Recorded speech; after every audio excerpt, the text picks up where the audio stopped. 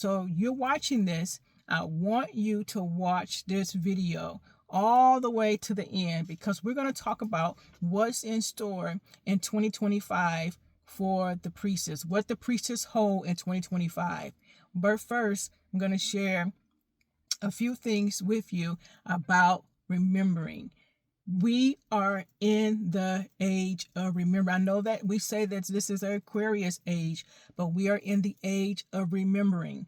And those who are priestess are here to help you remember. Okay, so let's get into the discussion as a priestess. All right.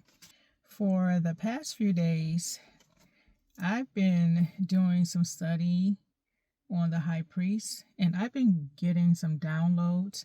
And I want to share the download of information and wisdom that has come to me to you, because you watching this, so therefore this is something that you've been thinking about as well.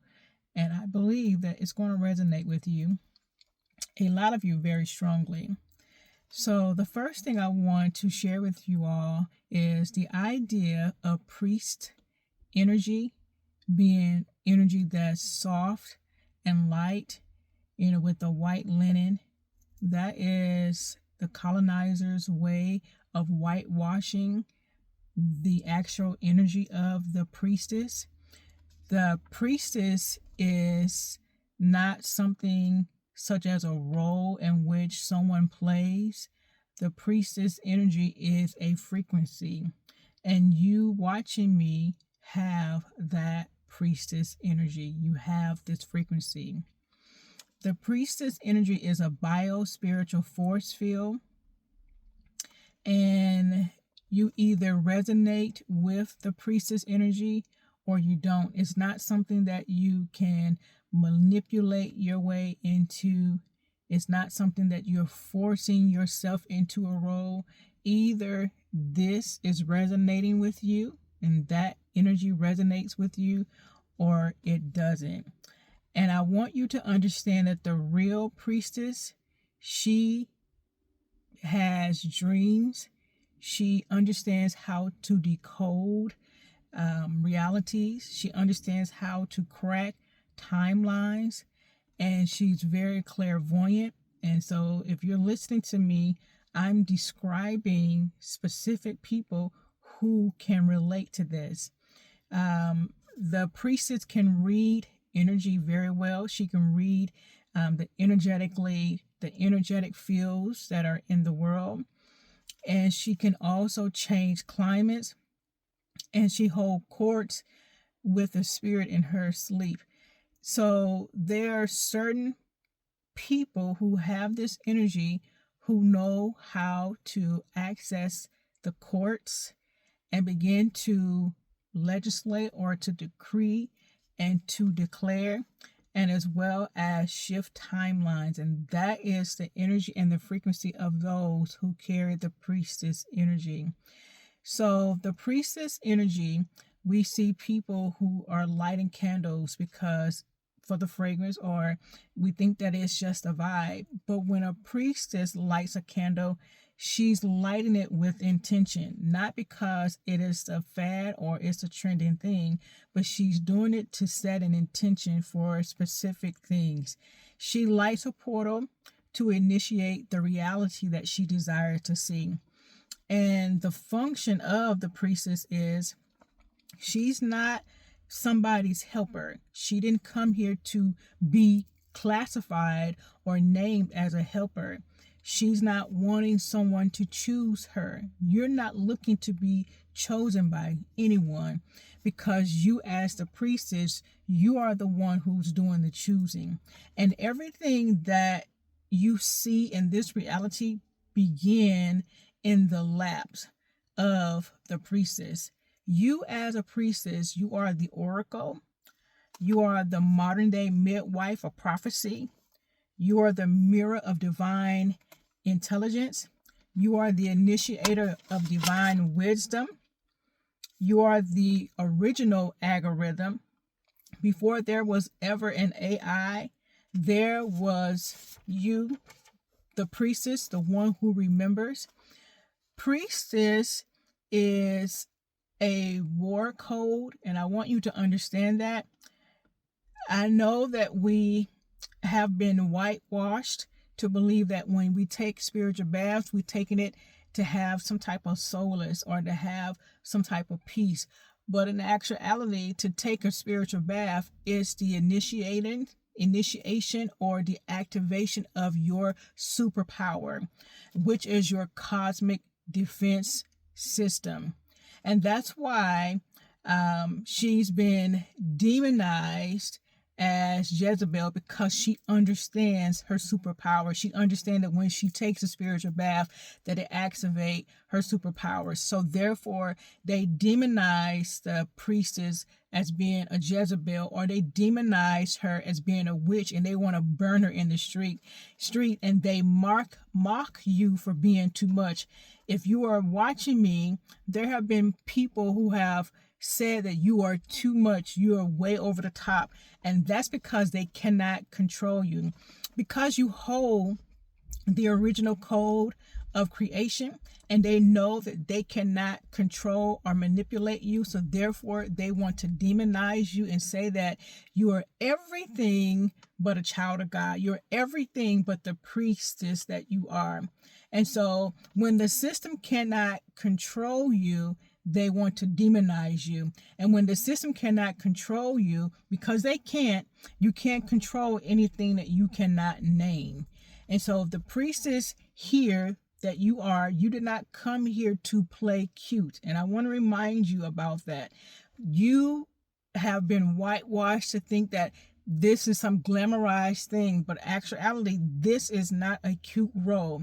The priestess know how to play the game of chess very well with the divine. She can't need to be awakened. You're not here to be awakened. You've been called to remember. The priestess has been called to remember, not just awaken, like we've been hearing the saying is. And that's why you hear me talk a lot about it's time for you to remember. The priestess helps you to remember who you are, not to help you awaken, but to come into divine remembrance. And the reason being is because she holds the ancient memory in her hips. If you've ever heard people say that their hips are hurting, and then you hear someone say that's because there's trauma inside of your hips. You have old trauma. And we know that trauma is nothing but trapped energy, and you got to work that trapped energy out of your hips. And they usually say that it's trauma that's connecting you to your mother or your grandmother, some woman, the woman figure, or the feminine energy that's in your life. And that hip pain is an indication that there's still trapped energy that's in your body that's trying to come out. And that trapped energy is connecting you to your mother or your grandmother. And so the priestess has divine intuition, and it flows through you as a priestess. The divine intuition, it flows. You're very clairvoyant. You just float like a river. And the body of you as a priestess is an altar. You have to understand that. Your body is a temple, and not only is it a temple, but your body also is an altar. And you have to be careful what you allow to lie on your altar. Okay?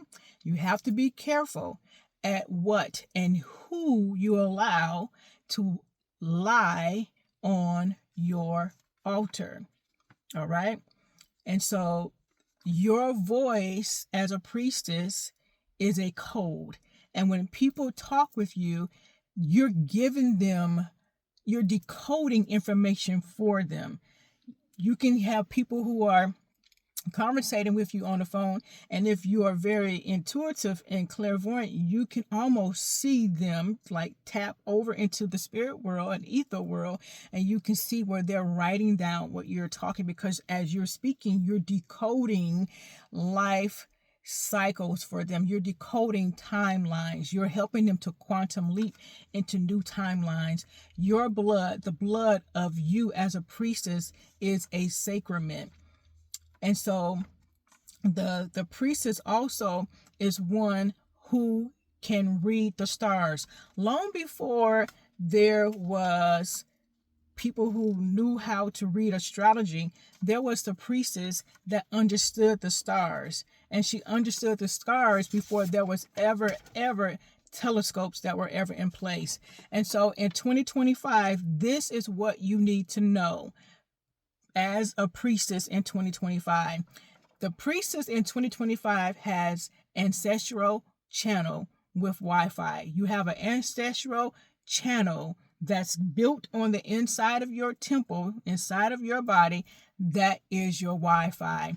Your womb is a portal with boundaries. You have to understand that this year, that your womb is sacred. It is a sacred portal with boundaries. You're going to have to start setting boundaries when it comes to your womb. And so as one, say if you are watching me and you have the melanin, you're a melanin native priestess, you understand that you're speaking not just mere words, but you're speaking metaphysical truths.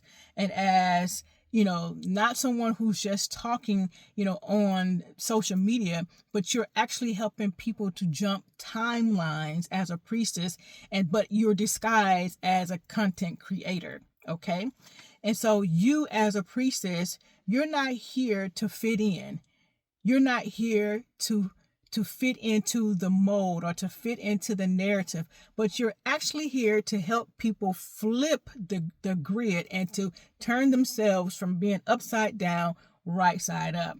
And so you as the priestess, you have healing in your everyday lifestyle, your everyday rituals. Everything you do has and carries the frequency of healing. Your voice is an invocation, is to provoke or to invoke people to remember what they are. And you are the priestess. You are not someone who's becoming, but you are remembering. And that is what is in store for you in 2025 as a priestess. Guys, thank you so much for tuning in. I'm Angela Yee, and I hope that you have a good day. Bye now.